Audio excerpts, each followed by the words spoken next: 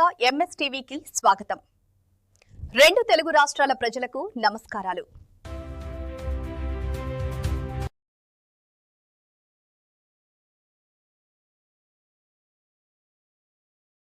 Welcome to MS media. ఈరోజు పెదకళ్ళేపల్లి గ్రామం ఎంపీపీయూపీ స్కూల్కి వచ్చాము.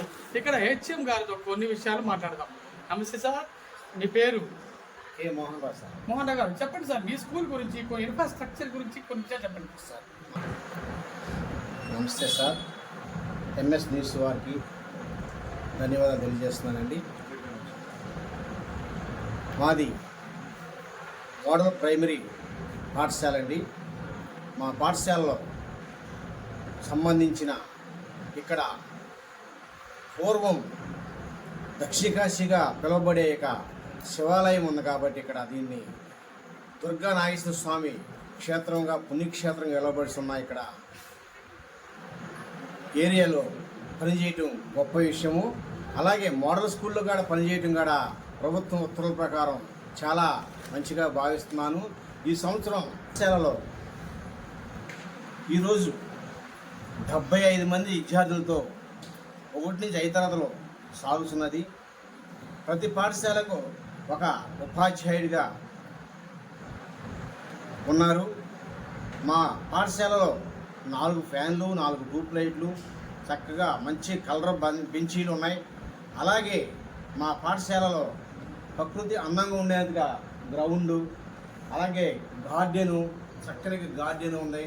అలాగే పాఠశాలలో ప్రతి తరగతికి ఒక్కో తరగతికి సంబంధించిన దాని ఎగ్జామ్స్, పాఠశాలకు సంబంధించిన క్లాసుకు సంబంధించిన ఎయిడ్స్, దానికి సంబంధించిన చార్ట్స్ కూడా చక్కగా ప్రభుత్వం వారు ఏర్పాటు చేసి ఉన్నారు. అలాగే ఈ సంవత్సరం 1-2 తరగతి పిల్లలకి కిట్స్ కార్డు ఇచ్చారు. చక్కగా ఆ కిట్స్ ద్వారా 1 తరగతి పిల్లలకి చక్కగా ఆడుకోవడానికి గ్రౌండ్లో ఏర్పాటు చేసి ఉన్నాము ఈ సంవత్సరం.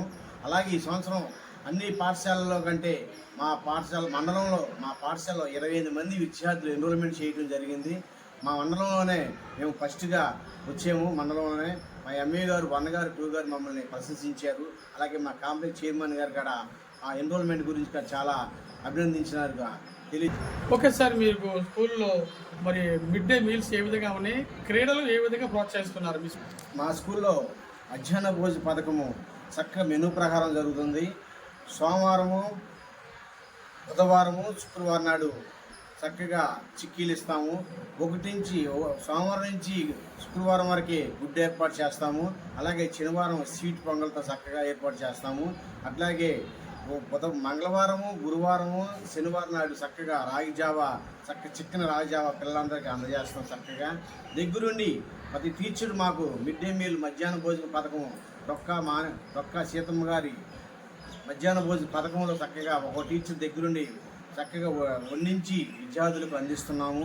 చక్కగా మెనూ ప్రకారం ఏ విధమైన ఆటంకం లేకుండా చక్కని పిల్లలకి మంచినీళ్ళు మినరల్ వాటర్ ద్వారా చక్కగా వాళ్ళకి త్రాగడానికి అందిస్తున్నాము.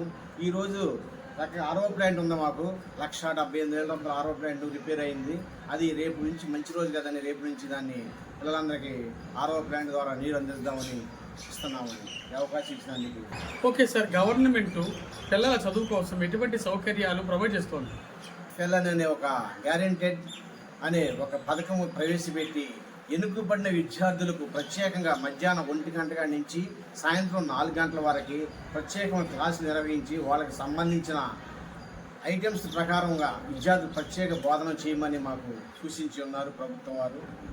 అలాగే ఎన్నుకబడే విద్యార్థులకు 3:30 నుంచి సాయంత్రం 4:30 వరకు ప్రత్యేకమైన క్లాసులు అయినా 3:30కి స్కూల్ అయిపోయినా సరే మా పాఠశాలలో ఉన్న ఉపాధ్యాయులు అందరం కలిసి ప్రత్యేకంగా 1 అవర్ ప్రత్యేక క్లాసులు నిర్వహిస్తున్నాము. ప్రభుత్వము సంబంధం లేకపోయినా సరే మేమే పిల్లలకి ఈ పాఠశాలలో ఈ ఊరిలో అందరి పిల్లలను మనం ఆకట్టుకునే విధంగా మేము ప్రత్యేక 1 అవర్ క్లాసు ప్రైవేట్ క్లాసులాగా ఏర్పాటు చేసుకుంటున్నాం. చివరిగా విద్యార్థుల తల్లిదండ్రులకు మీ స్కూల్ తరఫున ఏమని విన్నపం చేస్తున్నారు? తల్లిదండ్రులకి ఒక విన్నపం. తల్లిదండ్రులు పిల్లలను బడి వరకు నడిపిస్తే బడి ఆ పిల్లలను మిగతా జీవితాంతం నడిపిస్తుంది.